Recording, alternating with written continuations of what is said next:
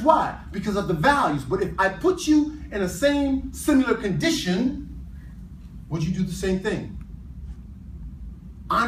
Be honest with yourself. Would you kill that man who's raping your mother or raping your little sister? A person might say, well, that's a totally different situation. No, it's not. Let me ask you another hypothetical.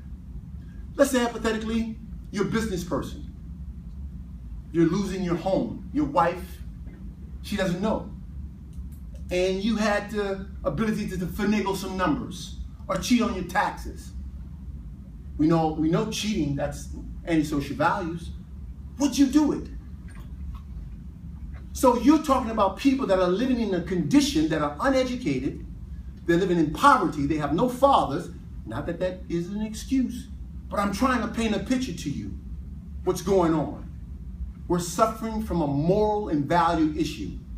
Fatherlessness runs rampant in the community. I didn't have a father. So some drug dealer raised me and told me what was my values. Go ahead. So then wouldn't you also say that there are like structural and intentional divides that the government and policymakers have put in place to create those? Oh, yes, I do believe in that. And I'm a conservative. I'm a conservative, but what I do... He's a Trump voter. No, I'm not a Trump voter. No, I'm not a Trump voter. I'm not a Trump voter. But here's what I don't believe in. I don't believe in handouts, but they're structurally designed, and here's where, in my opinion, I don't want to deviate from the conversation, but the Democratic Party, what they have done is they've crippled us and said, listen, you don't need to work, here's a check for you. Oh, you got how many babies you just had? No, here's another check for you. But don't bring the man around the house. Now, here's another check. You got 5 kids already? It's okay. Here's another check for you.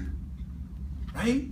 So that's the component. Now, also there's institutional racism that's going on. A lot of institutional racism. These people are building prisons, and they're building prisons for Negroes. And it's big business.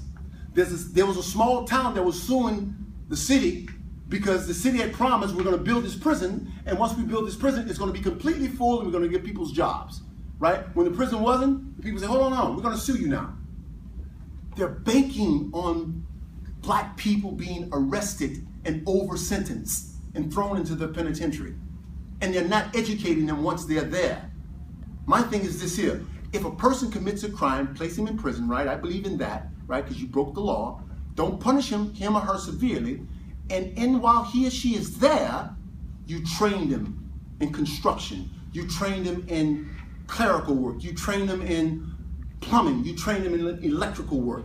Now when they're out after serving 5 years, they are a licensed plumber and can go anywhere and get a job. But they don't want to do that. You know why? Because people like JP and Mortgage are investing in prisons. And if they're investing in prisons,